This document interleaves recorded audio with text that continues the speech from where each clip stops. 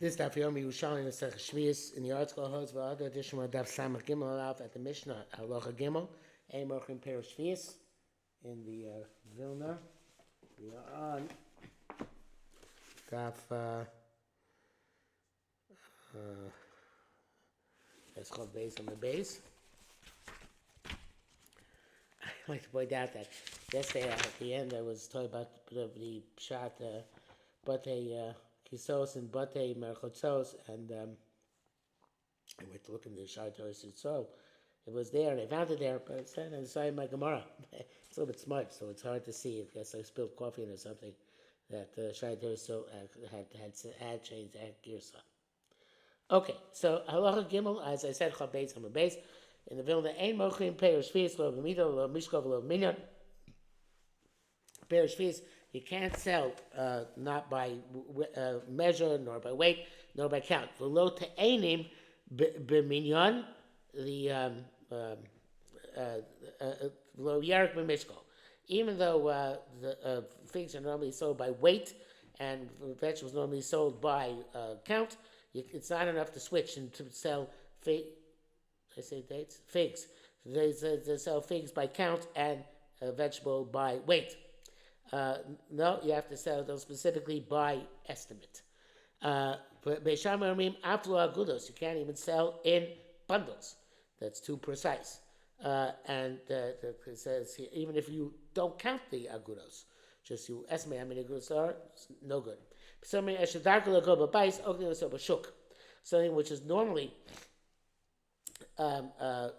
bundled in the house, you can bundle it in the marketplace, and it's not considered to be derech medida, because that's the way they're stockpiled. Such as the cress and the neitz cholov. I forgot what that is. We had it before. I'm not sure we knew what it was at any point. Okay, so Gemara says, Lama, why do you have to sell by estimate? Why can't you sell by precise weight? So kadesh machur b'zol. So in order to be sold for cheaper. And that if so for cheaper, it doesn't look like you're doing mekach or memkar, that you're doing schleira. So let them weigh it and sell bezol, right? So let you weigh it, and you'll require you to sell for a lower price. So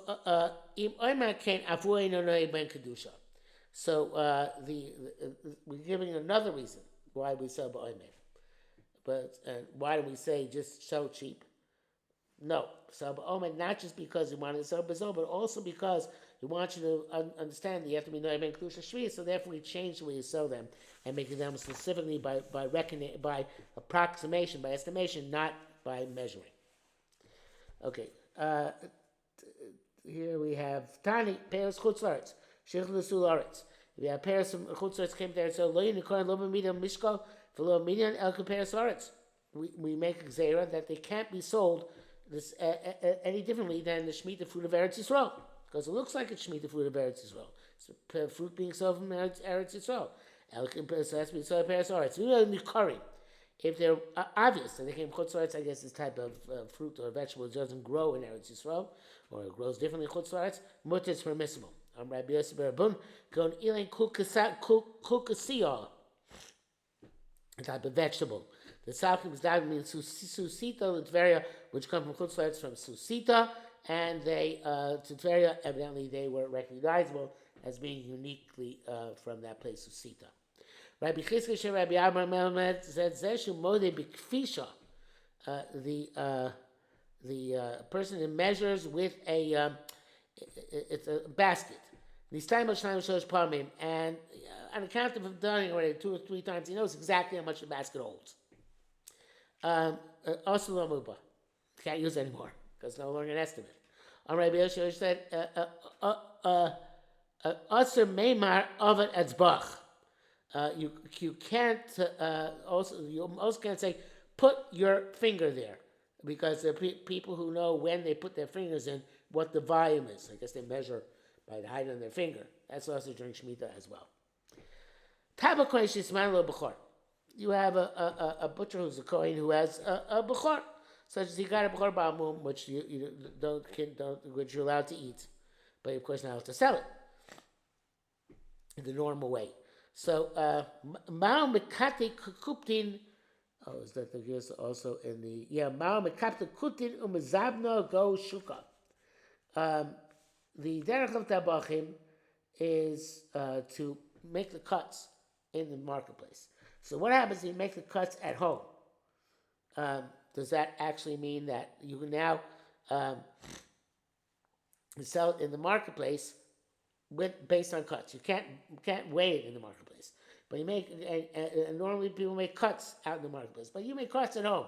And I guess you estimated that you weighed them or you knew what their weight was. So can you do that? Rabbi Yirmiyah made mashari minado. So Yirmiyah wanted to say it's mutter on the account of what it says in Mishnah. Mishnah said, that which you are allowed to bundle in the marketplace. So if you're allowed, you're allowed to make cuts at home, you can sell the cuts in the marketplace. It says, no, on my mother, kol garma, that in its entirety, like he gufa, amra duasa, tells us also, shloyak osa scharo begufo. So it's not exactly what this means, but it seems that it means that the fact that you make the agudos at home by the vegetables in the Mishnah, that means that since it's talked about that way at home, so therefore when you sell that way in the shuk, it doesn't look like you're doing it with precision. You're just doing it for convenience that he's going to take it home and store it that way. So it doesn't look like you're doing it with precision. But here it's the other way around. You're making the cuts at home and taking them out to the marketplace. So it's not, on the contrary, it looks like you're dafka taking out cuts from your house to the marketplace in order to sell it the normal way in the marketplace. Because that would be the normal way of selling them. So therefore, that can't be done. The Kabbalah adds that this is the derech of the umlus of a tabach. So therefore, it looks for sure like that it's like mekach memkar and it's also. Okay, then it says the next Mishnah. Halacha Dalet. Homer poem. You say to a worker, "Helach isazeh." Here's a coin. Ukol liyarkiom and gather for me vegetables day. Schar mutter. So this schar has no kedusha shvius. You pay to gather vegetables. You didn't pay for the vegetables. L'kol libo yerakayom. He said, collect for me I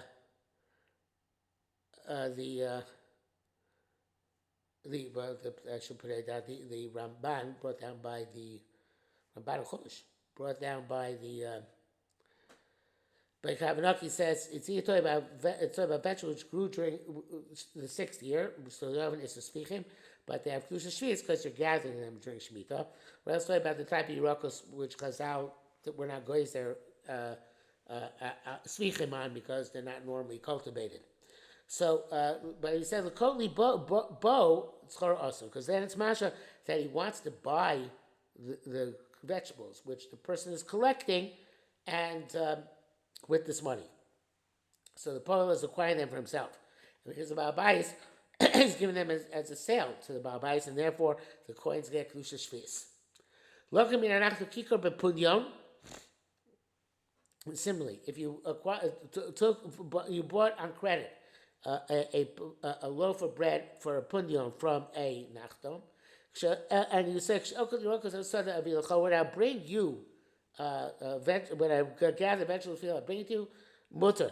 So it's like a gift. The bread was given a gift, not for the vegetables, because it's a separate transaction. There, but it's okay. Look at him in ustan. But if you bought it without saying, "Oh, you know what? I'm going to give you something later on," then it is lo yishalim lo b'dmei shvius. You can't pay him with shmita with money realized from the sale of shmita produce. Shein parachol b'dmei shvius. You can't pay up your obligations, your loans, with something which comes from the Shevi'is. So it was with money which has Kedusha Shevi'is. Okay. Says Gemara on Maschara Mutter. Ma ben Omer Lekotli, Ma ben Omer Lekotli Bo. What's the difference, really? It's very strange.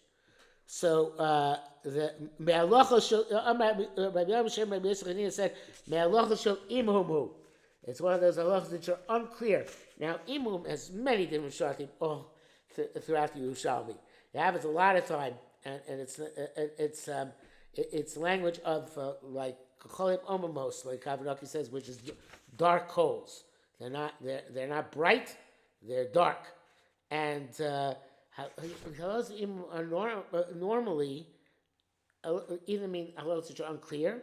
It's not clear, but we're matching it anyway, or we're matching it anyway. It could go either way, and the way I wrote it here is that you have to be mom in them. You can't swear like when in doubt mumble. So you can't make them clear because they don't have any necessarily valid basis, but they were necessary because otherwise the market couldn't function. So Chazal made a distinction, and they said, even though it's not clear that why should be a distinction, and we're not going to clarify for you whether there's going to be a distinction, nevertheless they said, okay, we can get away with it this way, and it's not considered to be an issue. Okay, so and as he says, once he said this halach of imum, we're going to go through a bunch of halachas of imum in the next few lines. So we have Talmud Tanina. We looked over there. Lo yamar adam l'chaver. A person should say to his friend, "House of Peres Lo Yerushalayim Chalek." Take this fruit up, which is my Sheshen Yerushalayim, to distribute it there. Actually, no. You should take a portion of them for your fee, because now you have to pay up a loan from Peres Ma'aser Sheni. Elo Omer Lo, say to him, "Haleim shelo nishtem Yerushalayim." Take them up, so we'll eat them and drink them in Yerushalayim. And implicit in that is that he's going to get some of them. Ma ben omer l'chalik. What's the difference between when he says explicitly l'chalik, or ma ben omer na'alem shtochim nishtem b'Yerushalayim, where it's just understood? It's again, it's either unclear where I'm matir, but we have to matir it because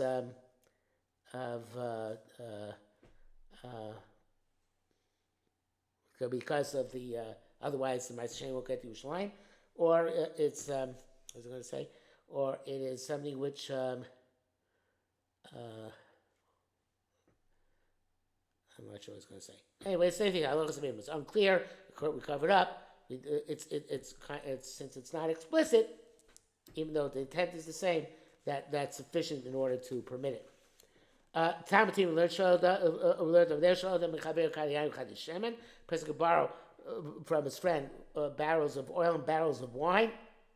Barrels of wine and barrels of oil, even though you're not allowed to borrow produce or it's called sub, as long as